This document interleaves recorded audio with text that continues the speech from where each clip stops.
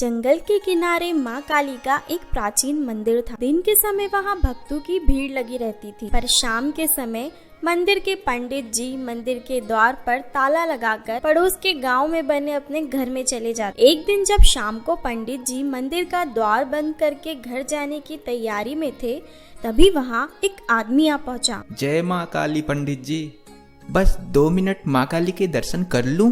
कर लो बेटा, पर जल्दी करना। शाम के समय जंगल के आसपास चोर चक्के घूमते हैं, इसलिए मैं इस समय तक घर लौट जाता हूँ। बस हो गया पंडित जी, दर्शन पाकर मैं धन्य हो गया।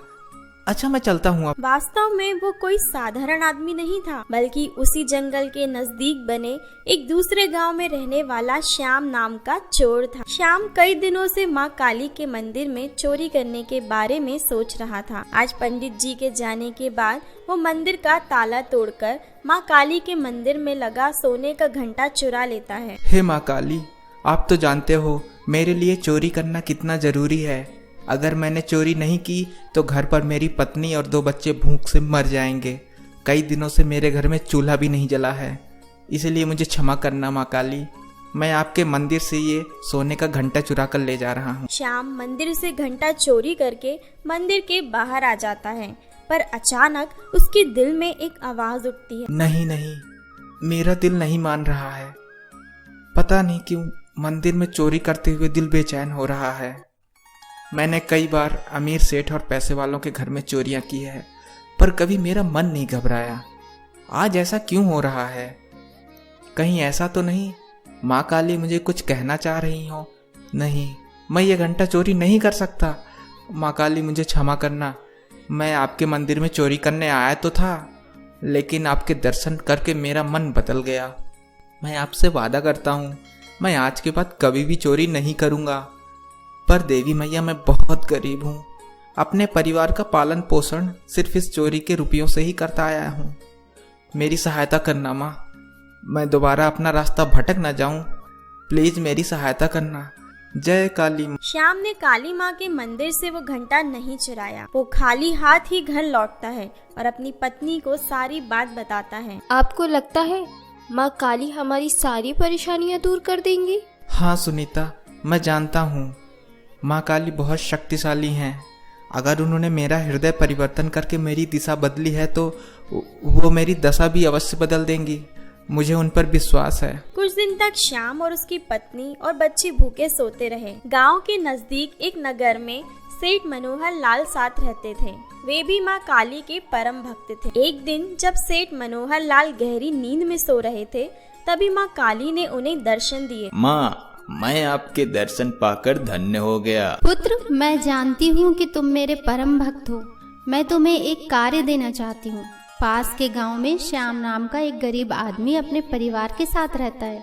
तुम्हें उसके पास जाना है और उसकी मदद करनी है, ताकि वो मेहनत करके अपने परिवार का पालन पोषण कर सके। जो आज्ञा माँ। इतना कहते ही माँ काली अंतर ध्यान हो गई। अगले दिन सेठ मनोहर लाल श्याम के घर का पता पूछते हुए उसके घर पहुँचते हैं। श्याम, मुझे घर पर काम के लिए एक व्यक्ति की जरूरत है। क्या तुम मेरे घर पर काम करोगे? मैं आपको जानता नहीं हूँ सेठ जी, आपको किसने भेजा है? श्याम, मैं जानता हूँ तुम काली माँ के भक्त हो। वैसे ही मैं भी काली माँ का बहुत बड़ा भक्त हूँ। समझ लो उन्हीं के आज्ञा से मैं तुम्हें लेने आया हूँ। श्याम समझ जाता है हो ना हो माँ काली ने उसकी मदद के लिए सेठ मनोहर लाल को भेजा है। सेठ मनोहर लाल श्याम के हाथ में खर्चे के लिए कुछ रुपए देते हैं। उसके बाद श्याम सेठ के घर पर काम पर लग जाता है। श्याम सेठ की खूब सेवा करता था। सेठ जी दुनिया में अकेले ही थे। एक बार सेठ जी बहुत बीमार हुए, तब श्याम ने उनकी बहुत सेवा की। श्याम बेटा, तुमने बीमारी के दिनों में मेरी बहुत सेवा की है। सेठ जी, आपने भी तो मुझ गरीब पर बहुत उपकार किया है। उनके आगे ये तो कुछ भी नहीं है। श्याम को सेठ जी के यहाँ काम करते 1 साल बीत जाता है, लेकिन सेठ जी अब उम्र होने के साथ बीमार भी रहते थे और श्याम हमेशा उनकी सेवा में लगा रहता था। सेठ जी का मन बहलाने के लिए श्याम कभी कभी अपने बच्चों को सेठ जी के घर ले आता था। बच्चे सारा दिन सेठ जी के साथ खेलते थे। पिंकी बिटिया, बेटा बंटी, देखो मैंने तुम्हारे लिए कितने सारे खिलौने मंगवाए हैं। सेठ जी, ये दोनों बच्चे बहुत शैतान हो गए हैं।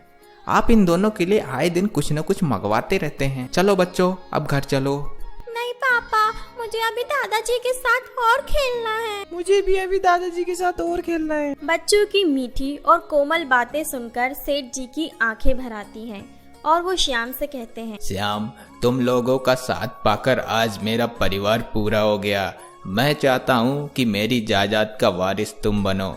अब से तुम कानूनन मेरे बेटे बनकर इस घर में रहोगे। अब से ये घर तुम्हारा ही है बेटा। मैंने वकील को बुलाकर सारी जायदाद तुम्हारे नाम कर दी है बेटा। सेठ जी, आप ये कैसी बातें कर रहे हैं? मुझे आपसे कुछ भी नहीं चाहिए। इतना आपका प्यार पाकर मुझे सब कुछ मिल गया।